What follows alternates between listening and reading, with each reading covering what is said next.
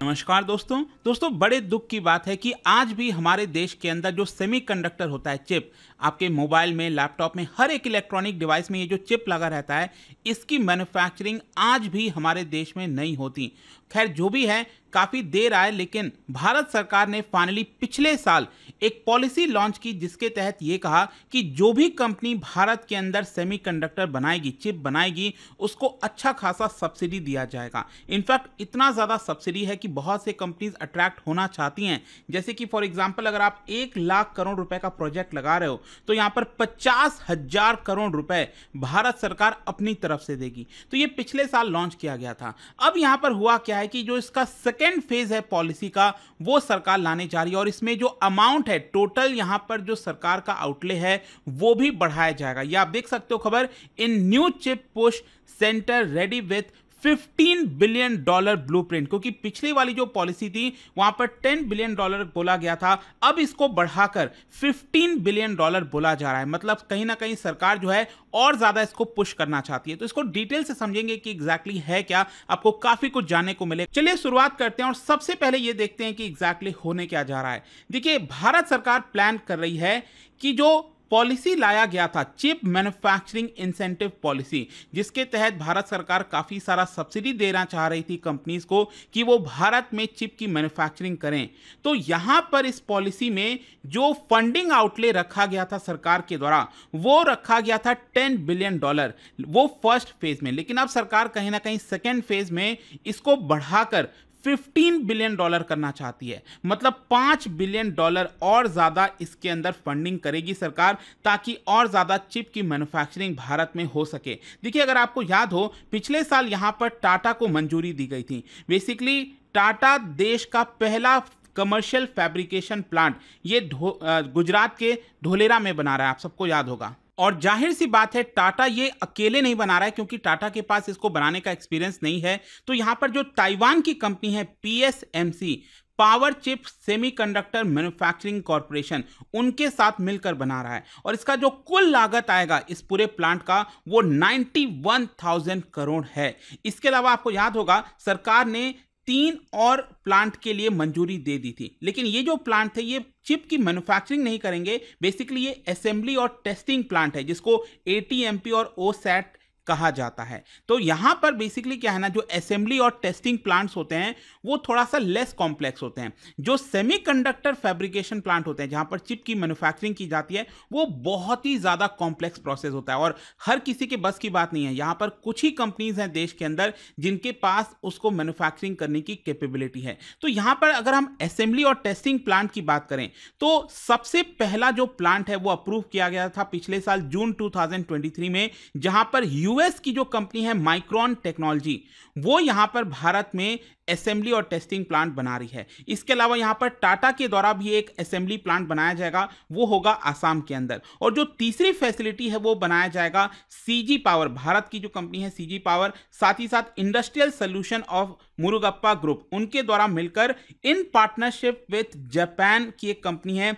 Renesas electronics, उनके साथ मिलकर ये बनाया जा रहा है। तो ये 3 असेंबली और टेस्टिंग प्लांट हैं और टाटा के द्वारा ये जो पूरा चिप मेकिंग प्लांट है वो बनाया जा रहा है। अब क्वेश्चन ये है कि इसको बनाने में भारत सरकार कितना मदद कर रही है, कितना सब्सिडी दे रही है। देखो, बताया जा रहा है कि ये चारों प्रोजेक्ट अगर आप मिला दो तो इसका टोटल कॉस्ट आएगा बनाने का 1.48 लाख करोड़, जिसमें से भारत सरकार, सेंट्रल गवर्नमेंट अपनी तरफ से 59,000 करोड़ का कैपिटल एक्सपेंडिचर सब्सिडी देगी। मतलब जो प्रोजेक्ट का कॉस्ट होता है उसमें capital expenditure 59,000 crore, which is huge amount.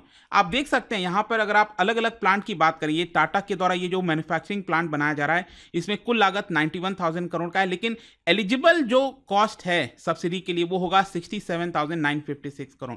तो यहां पर सरकार अपनी तरफ से 33 या फिर 34,000 करोड़ आप कह सकते हैं ये प्रोवाइड करेगी टाटा ग्रुप को प्लांट बनाने के लिए। फिर इसके अलावा बाकी भी आप सब्सिडी देख सकते हैं। तो ओवरऑल यहां पर सरकार अपनी तरफ से 59,000 करोड़ रुपए कंट्रीब्यूट करी। और ध्यान रखना है आपको, ये तो सिर्फ सेंट्रल गवर्नमेंट सब्सिडी दे रही है। इसके अलावा जिस राज्य के अंदर ये सेटअप हुआ है वो राज्य सरकारें भी बहुत सारा सब्सिडी देगी, जैसे इलेक्ट्रिसिटी हो गया, उसके ऊपर लैंड के ऊपर सब्सिडी। तो ओवरऑल यहां पर बहुत ज़्यादा फायदा मिल रहा है इन कंपनीज को भारत में चिप बनाने के लिए। अब क्वेश्चन ये है कि यहाँ पर सरकार इसको और ज़्यादा जो पुश करना चाहती है, ये इतना मायने क्यों रखता है? देखिए, भारत में अभी कोई भी सेमीकंडक्टर चिप नहीं बनता है और इसीलिए कहीं ना कहीं हमारा दुर्भाग्य या फिर सरकार ने अभी तक फोकस नहीं किया, क्योंकि इसमें अगर आप चाइना देखो, यूएस देखो, बहुत आगे निकल चुके हैं, ताइवान हो गया, क्योंकि ज़्यादातर जो ग्लोबल चिप प्रोडक्शन होता है वो या तो यूएस के अंदर या फिर ताइवान के अंदर आपको देखने को मिलेगा।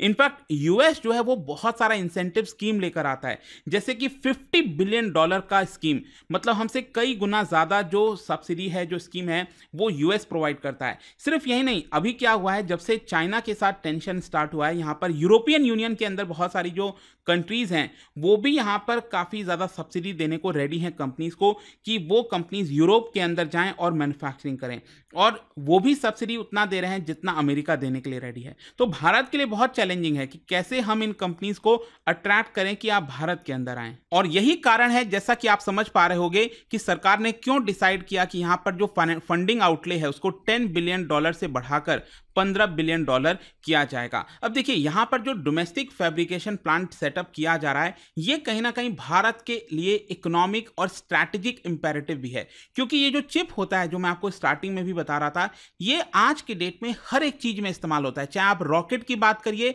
या फिर गाड़ी के अंदर पावर स्टीयरिंग हो गया, या फिर किचन के अंदर आपके बहुत सारे टूल्स होते हैं, टोस्टर्स हो गया, उसके अंदर भी आजकल इस्तेमाल होता है।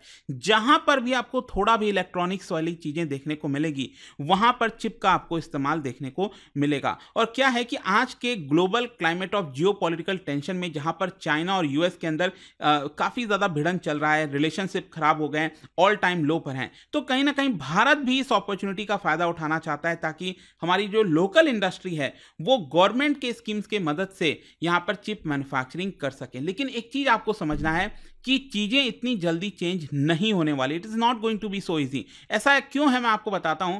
बेसिकली क्या है कि टाटा और पीएसएमसी के द्वारा जो देश का पहला चिप प्लांट बनाया जा रहा है, इनके पास जो कटिंग एज नॉट्स, मतलब जो बहुत अच्छी टेक्नोलॉजी वाले चिप बनाने होते हैं, वो टेक्नोलॉजी इनके पास नहीं है। ना तो टाटा के पास है, ना तो ये ताइवान की कंपनी पीएसएमसी के पास है। मतलब ये लोग जो बनाएंगे ना चिप, वो 28 नैनोमीटर से अबव वाले ही चिप बनाएंगे, उससे ऊपर के बनाएंगे। तो ये कोई अच्छी बात नहीं है। यहाँ पर क्या है कि अगर आज के डेट में आप देखोगे तो जो 5 नैनोमीटर, 10 नैनोमीटर, 15 नैनोमीटर, इस तरह की चिप के इस्तेमाल होते हैं, तो वो वाले चिप बनाना सबके अगेन बस की बात नहीं होगी। और इसी की वजह से भारत अभी के लिए जस्ट शुरुआत कर रहा है। ये जो छोटे वाले नॉट्स वाले जो चिप्स होते हैं ना, वो बेसिकली अगर आप देखिए तो ताइवान की जो दूसरी कंपनी है, Taiwan semiconductor manufacturing company limited, TSMC, उनके पास मैसिव एडवांटेज है। तो अब देखना होगा कि क्या भारत के पास इस तरह की कंपनी आती है कि नहीं। जब तक ये वाली कंपनीज नहीं आएंगी और जो छोटे वाले जो चिप्स बनते हैं वो अगर नहीं बनेंगे, तब तक हम इसको अचीवमेंट नहीं मान सकते। खैर, जो भी आप क्वेश्चन यहाँ पर यह है कि जो सेकेंड फेज वाला पॉलिसी लॉन्च किया जा रहा है सरकार के द्वारा, उसमें सरकार क्या प्रोवाइड करने वाली है। देखो, यहाँ पर जो रिवाइज्ड ब्लूप्रिंट लाया गया है उसके अंदर अभी डिस्कशन है, चल रहा है वैसे, लेकिन सरकार कहीं ना कहीं कैपिटल सपोर्ट देने के लिए रेडी है, रॉ मटेरियल्स में, गैसेज में, केमिकल एसेंशियल में, चिप फैब्रिकेशन प्लांट के अंदर।